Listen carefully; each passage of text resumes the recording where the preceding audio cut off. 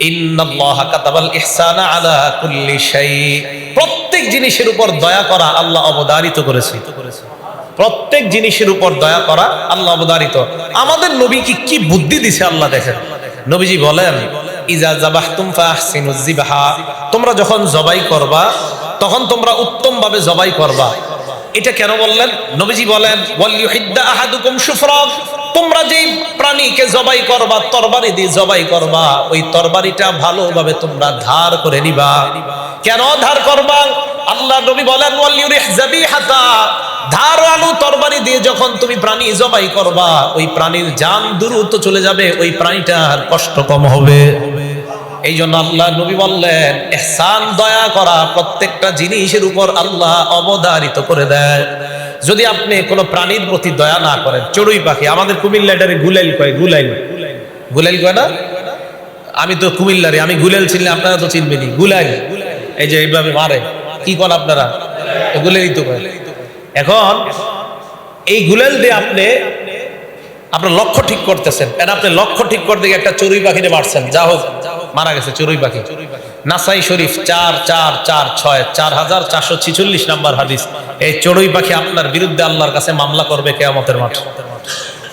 ক্বালা রাসূলুল্লাহ সাল্লাল্লাহু আলাইহি ওয়াসাল্লাম, আল্লাহ নবী বলেন, মান কাতালা উসফুরা, কেউ যদি একটা চড়ুই পাখিকে হত্যা করে, আবাসা, অনর্থক কোনো কারণ ছাড়া হত্যা করে, আজ্জা ইলাল্লাহি ইয়াউমাল কিয়ামা, কিয়ামতের ময়দানে আল্লাহর কাছে ওই চড়ুই পাখি মামলা দায়ের করবে।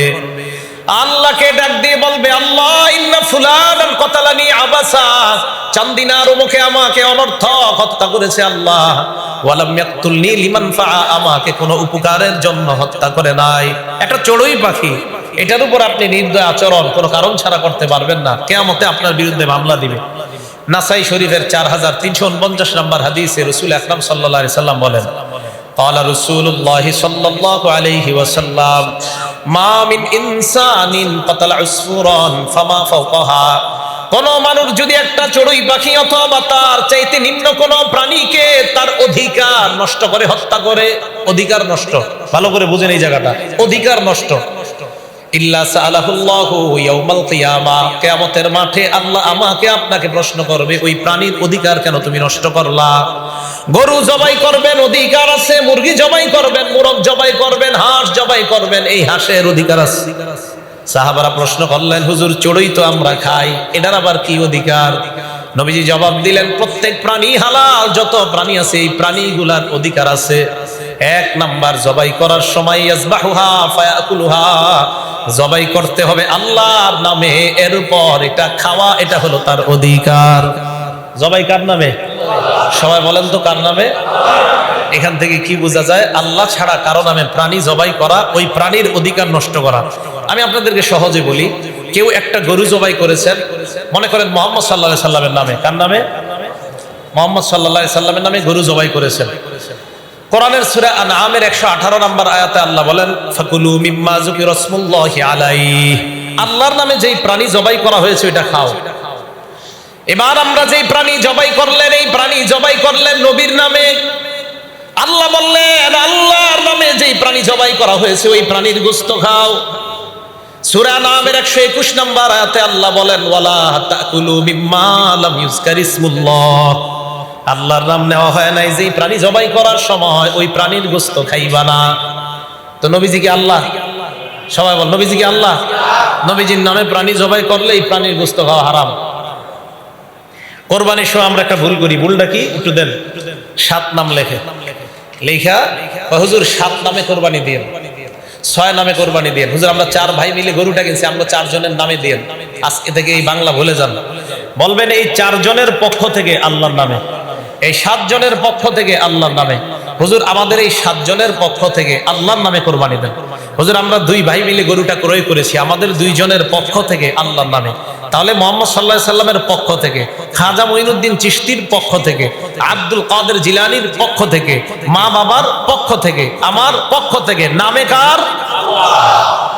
আল্লাহ। কথাগুলো মনে রাখবেন। প্রাণীর অধিকার নষ্ট করা এক নাম্বার, আল্লাহর নাম ছাড়া যদি প্রাণী জবাই করা হয় এই প্রাণীর অধিকার নষ্ট করা। 2 নাম্বার, ওয়ালা ইয়াকতাউ রাসাহা ফায়ারমি বিহা, প্রাণী জবাই করতে গিয়ে আপনি ইচ্ছাকৃতভাবে জবাই করার সময় মুরগির মাথা আপনি আলাদা করে ফেললেন, এটা মুরগির হক আপনি নষ্ট করলেন। প্রথমে জবাই করার সময় একদম মাথা আলাদা করছেন, প্রাণীর হক নষ্ট করছেন, এটা জায়েজ নেই।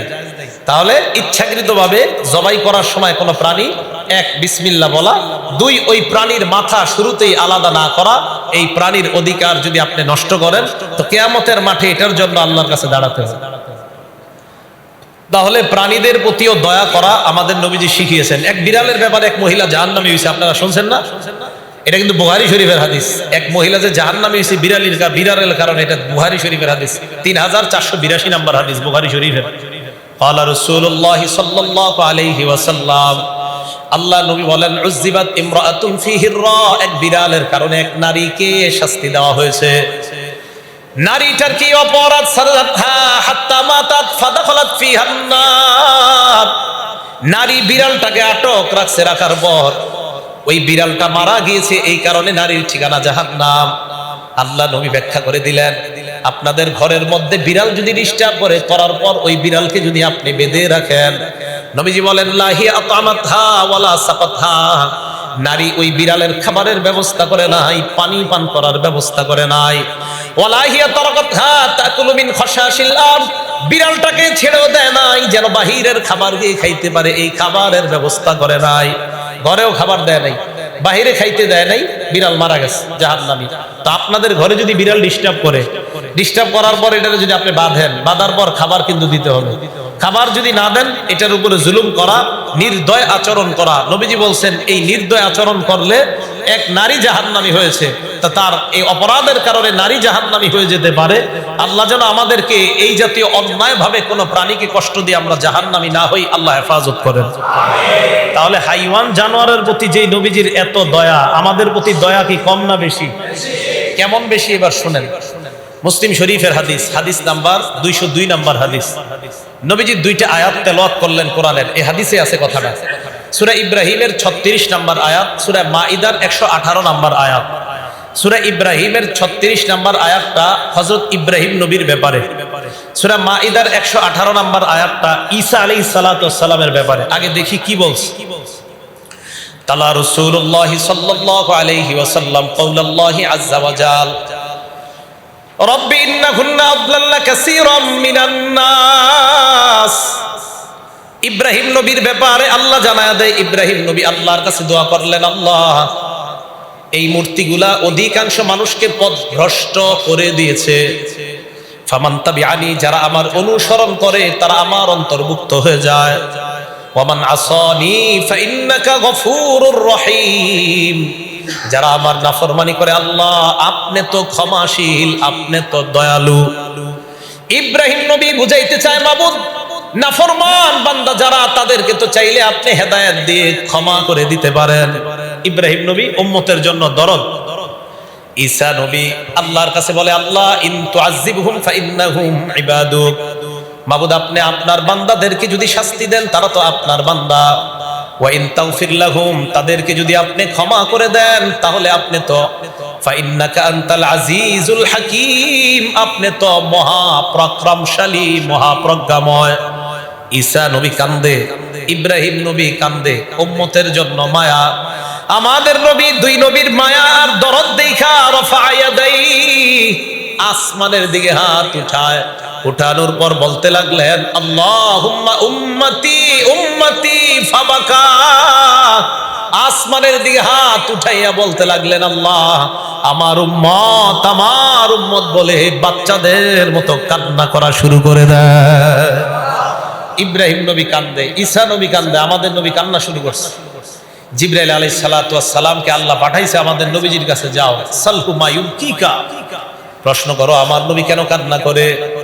জিবরিল আমিন আসছে, আসার পর জিজ্ঞাসা করছে আপনি কাঁদেন কেন? নবীজি বললেন, ইব্রাহিম নবী কান্না করে উম্মতের জন্য, ঈসা নবী উম্মতের জন্য এত মায়া, আমার উম্মতের জন্য এত মায়া লাগছে আমার, তাই হাত উঠে আল্লাহর কাছে কান্না শুরু করছে। তো জিবরিল আমিন গেছে, আল্লাহ এই অবস্থা, হাদিসে আসছে, আল্লাহ তো সব জানে, ওয়া হুয়া আ'লাম, আল্লাহ জানে।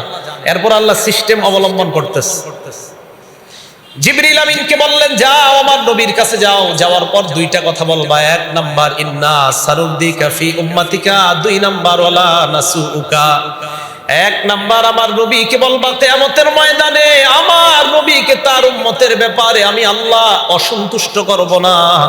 আমি আল্লাহ তাকে কিয়ামতের ময়দানে তার উম্মতের ব্যাপারে সন্তুষ্ট করার ওয়াদা করলাম। খুব মায়া। কেমন মায়া কবুল করায় নিছে কিভাবে দেখেন। বুখারী শরীফের 4712 নম্বর হাদিস, লম্বা হাদিস, শেষের দিকে আসছে। কিয়ামতের মাঠে উম্মত পেরেশান হয়ে আদম নবীর কাছে, নূহ নবীর কাছে, ইব্রাহিম, মুসা, ঈসা আলাইহিমুস সালাতু ওয়াস সালামদের কাছে যাবে। ঈসা নবী আমাদের নবীজির কাছে নিয়ে যাবে সবাইকে। গিয়ে দেখবে নবীজি সিজদায় পড়া।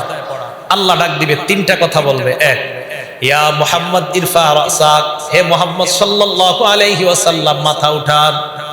দুই নাম্বার, সাল তু'তা, আপনি যা চান আমি আল্লাহ আপনাকে তা দেওয়ার ওয়াদা করলাম। তিন নাম্বার, ওয়াশফা তুশাফা, আপনি আমার কাছে যা সুপারিশ করবেন আমি আল্লাহ আপনার সুপারিশ গ্রহণ করার ওয়াদা করলাম। এবার দেখেন উম্মতের জন্য নবীর মায়া কেমন। নবীজি বলেন, ফারফাউ রাসি, আমি মাথা উঠাবো। উঠানোর পর আমি বলবো, ফাকুলু ইয়া রাব্বি উম্মতি, ইয়া রাব্বি উম্মতি। মাথা উঠায় প্রথম বলবো, আল্লাহ আমার উম্মত, আমার উম্মত। মাথা উঠায় বলবে, আল্লাহ আমার উম্মত, আল্লাহ আমার উম্মত। অন্য কথা নাই। আল্লাহ কয় মাথা উঠান, কি চান চান, কি সুপারিশ করবেন করেন। নবী মাথা উঠায়, আল্লাহ আমার উম্মত, আমার উম্মত। কি পরিমাণ দয়া, কি পরিমাণ উম্মত হবে নবীজি সাল্লাল্লাহু আলাইহি সাল্লামের। বুখারী শরীফের 5752 নম্বর হাদিসে আসছে আমাদের নবীজির উম্মত কি পরিমাণ হবে। নবীজি বলেন, ওরিদাত আলাইয়াল উমাম, আমার সামনে সব উম্মতকে পেশ করা হয়েছে। আমি তাকায় দেখলাম এক নবী যায়, তার উম্মত মাত্র একজন। আরেক নবীকে দেখলাম, অন্নাবিয়্যা মাহুর রাজুলান, তার উম্মত মাত্র দুইজন। আরেক নবী দেখলাম, তার উম্মত মাত্র কয়েকজন।